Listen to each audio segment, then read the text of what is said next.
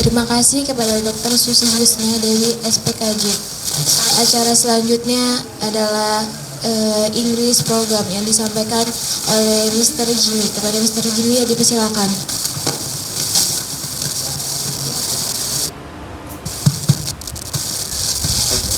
Bismillah. Assalamualaikum warahmatullahi wabarakatuh. Cek. Alhamdulillahirrahmanirrahim. Assalatu wassalamu ala asyrafil anbiya wal mursalin Sayyidina wa maulana Muhammadin wa ala alihi wa sahbihi ajma'in. Amma ba'd. Alhamdulillah, pada pagi menjelang siang ini kita semua bisa dikumpulkan, dipertemukan di tempat yang indah ini dalam keadaan sehat walafiat.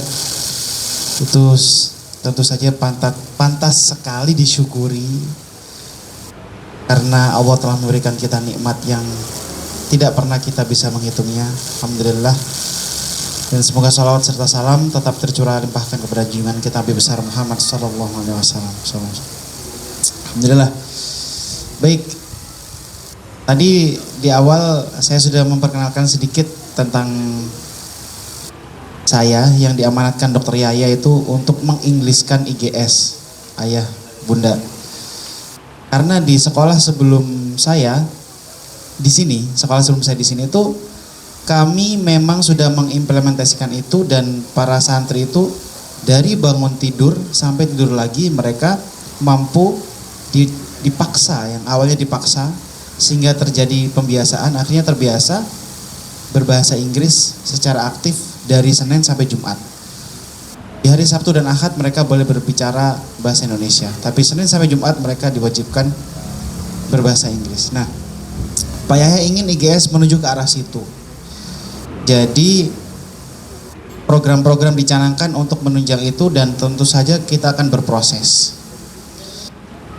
Sebagai sekolah alam yang fokus pada minat dan bakat, sebagai sekolah alam yang akan bersaing di dunia kerja, tetapi sebagai entrepreneurship, bukan sebagai pekerja. Tentu saja globalisasi sangat membutuhkan pribadi-pribadi yang mampu bersaing di dunia global, dan tentu saja bahasa menjadi kunci utamanya di sini. Jadi program yang akan dicanangkan di IGS adalah IGS English Program. Program pembiasaan berbahasa Inggris tanpa harus merasa ditekan, tanpa harus merasa dipaksa. Jadi ini adalah sebuah pembiasaan baru yang akan diimplementasikan di sekolah IGS. Seperti halnya dulu ketika kita belajar bahasa ibu kita. Ketika kita bayi, kita ngobrol dengan ibu, bukan ngobrol ya, kita menirukan, shadowing. Ayah, ibu, makan, minum. Dari seorang bayi yang belajar bahasa ibu, maka metode itu yang akan diimplementasikan. Sebuah pembiasaan bagaimana seseorang siswa itu mendengar secara rutin conversation bahasa Inggris, yang dari mendengarkan itu akan dipraktekkan dalam keseharian mereka. Jadi kita tidak akan menyuruh mereka duduk di tempat duduk bangku dan kita menjelaskan tentang simple present tense, simple past tense dan seterusnya. Tapi mereka akan langsung mendengarkan native speaker atau orang dengan kemampuan pronunciation yang sudah baik, mereka dengarkan setiap hari dan mereka praktekkan setiap hari, maka lama-kelamaan tanpa menghafal mereka akan mempunyai banyak kosakata untuk dipraktekkan. Nah, kalau ayah bunda pernah mendengar Kumon itu menerapkan hal yang serupa. Jadi di Kumon itu mereka akan mendapatkan paket CD dan buku dan worksheet, dan itu mereka harus komitmen bahwasanya ketika di rumah ayah bunda harus membersamai siswa-siswa untuk mendengarkan CD tersebut, sehingga akan terjadi listening every day. Setiap hari itu mendengarkan materi yang dipelajari, dan setiap hari mereka mendapatkan input yang akan dikeluarkan dalam bentuk lisan mereka. Nah, itu nanti tentu saja program ini tak akan bisa berjalan tanpa kerjasama dari ayah dan bunda. Jadi kalau kata psikolog itu, anak didik kita itu, anak ananda-ananda dari ayah bunda itu adalah sepasang sepatu dan orang tua dan guru-guru itu adalah pabrik sepatunya. Jadi kalau ada yang error dari sepatu itu, ada yang perlu diperbaiki dari sepatu itu, berarti pabriknya yang salah, bukan sepatunya yang salah.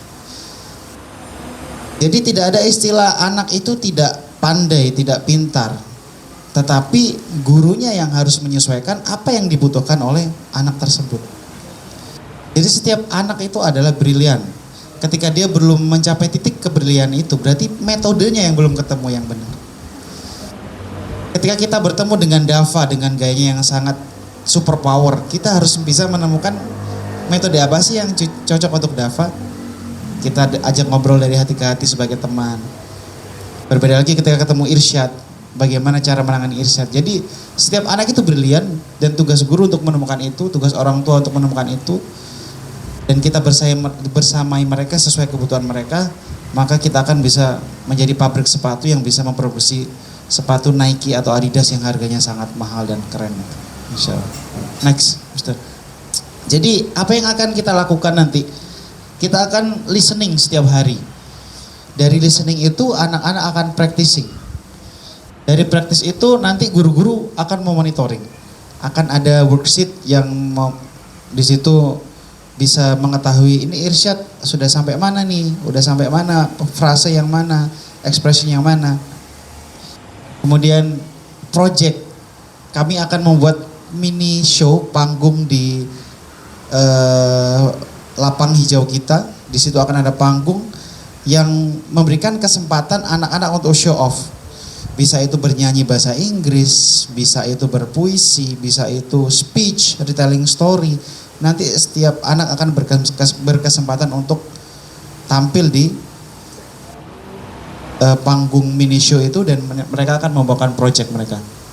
Kemudian akan ada motivasi dan sharing tentu saja, karena tanpa motivasi sebuah proses itu terkadang jenuh, terkadang membosankan, terkadang mereka butuh recharge gitu. Akan ada sharing itu. Kemudian English Club untuk mengakomodir keresahan-keresahan mereka dalam belajar. Saya kemarin dengar ini maksudnya apa ya? Kekritisan mereka akan diakomodir di English Club dan juga English Camp.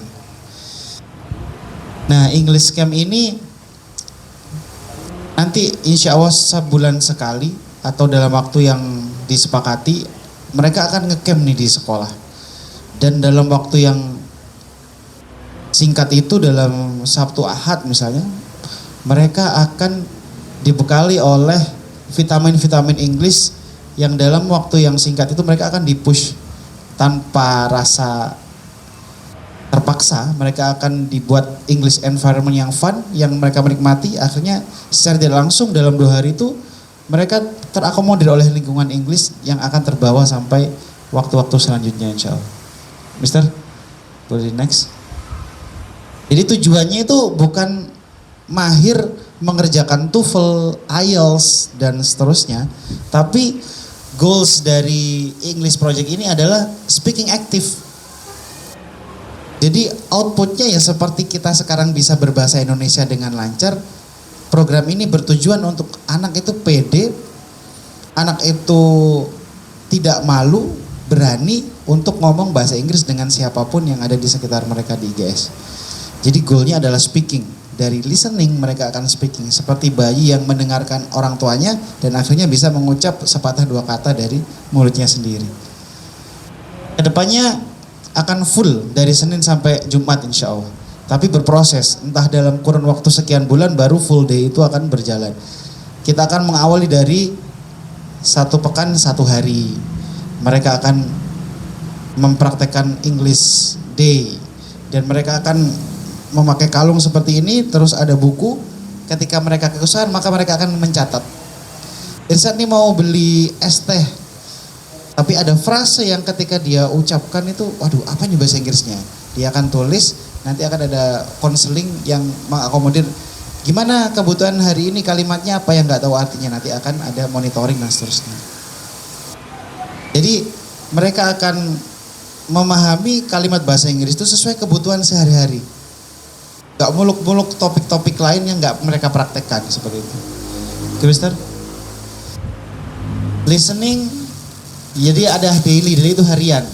kegiatan harian yang mereka lakukan adalah mendengarkan, itu pasti, karena bahasa tanpa mendengarkan itu jadi empa ya, jadi bahasanya berubah menjadi isyarat. Tapi kita menggunakan bahasa verbal, jadi kita harus memulai dari listening. Kemudian mereka akan menulis frase-frase yang mereka belum tahu tadi, dimonitoring oleh guru dan dipraktekkan secara langsung oleh lisan, secara oral. Oke, Mister. Kemudian weekly ini project tadi itu. Jadi dalam sepekan sekali mereka akan mempresentasikan project mereka. Project itu berupa storytelling, berupa speech, berupa short movie, berupa short drama, atau berupa reels. Nah, sekarang project itu akan banyak diciptakan untuk mengakomodir reels yang ada di Instagram atau short yang ada di YouTube. 1 menitan tapi isinya itu bermanfaat.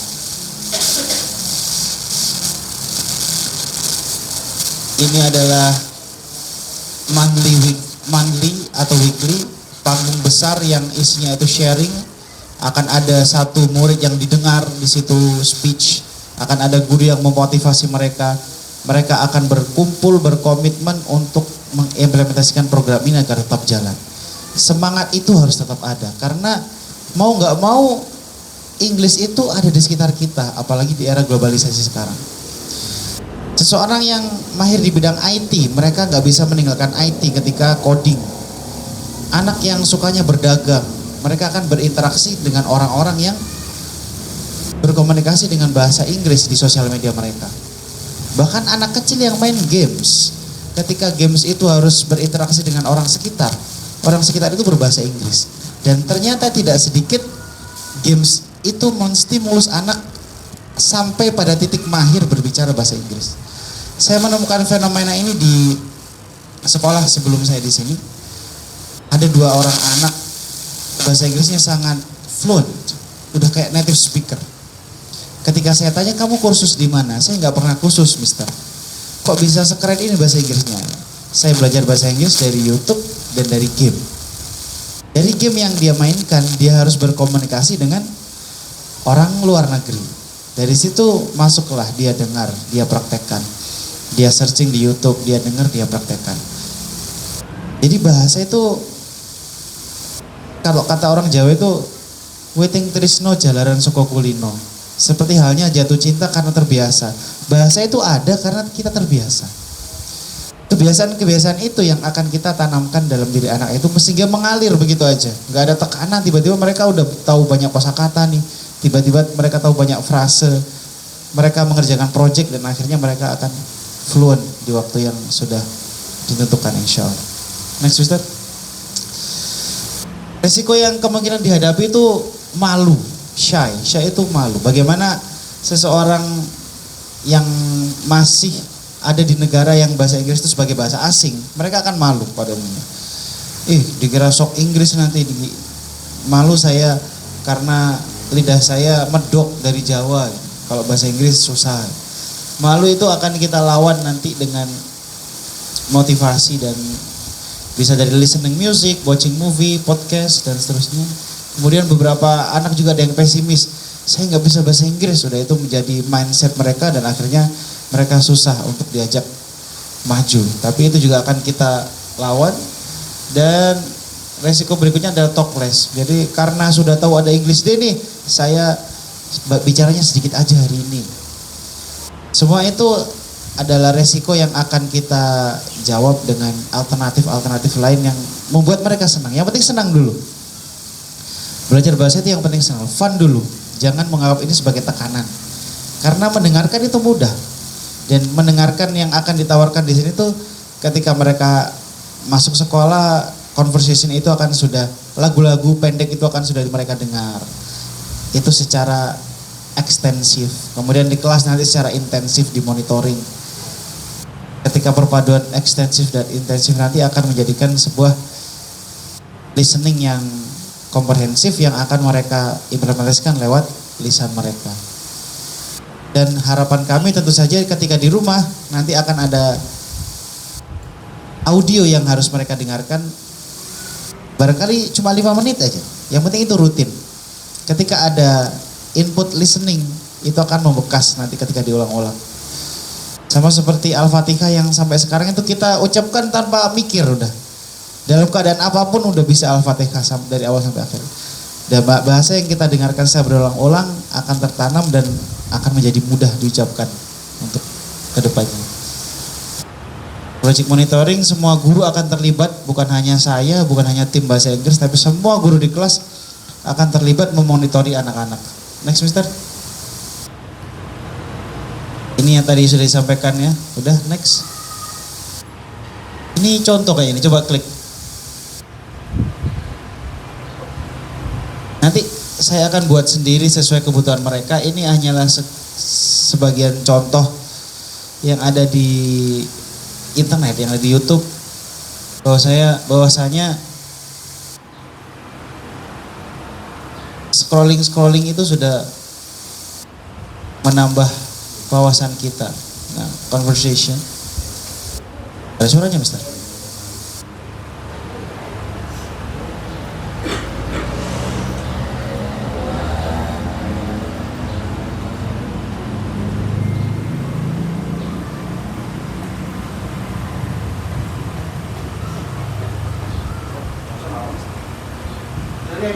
Hanya contoh yang akan kita praktekkan dalam program Inggris kita.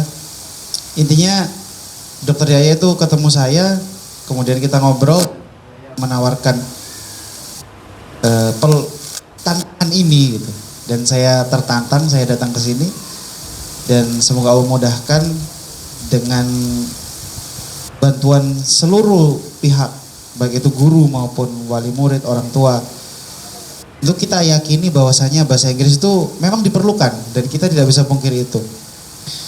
Dan semoga program ini berjalan dengan baik atas kerjasama semua pihak dan semua demi kecemerlangan masa depan anak didik kita yang kita ingin menjadi sepatu-sepatu yang bisa berjalan menapaki jalan yang jauh lebih luas dan menjadi anak-anak yang akan menjadi.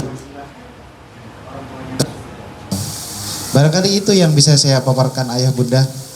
Semoga program ini bisa berjalan dengan lancar. Barangkali ada yang perlu ditanyakan, sudah jelas sepertinya. Insya Allah nanti kita akan berdiskusi di kesempatan lain. Karena kita sudah ada di satu grup, semuanya sudah terakomodir di situ. Komunikasi harus terjalin semakin lancar dan nanti semoga tidak bosan saya mengirimin link, dan link itu barangkali cuma sekedar short atau apa itu reels gitu, 1 menitan 30 menitan, tapi nanti minta waktunya supaya mereka didengarkan pada anak-anak kita dan kebiasaan itu yang akan membentuk budaya berbahasa Inggris mereka. Terima kasih, thank you for listening, have a great time. Wassalamualaikum warahmatullahi wabarakatuh.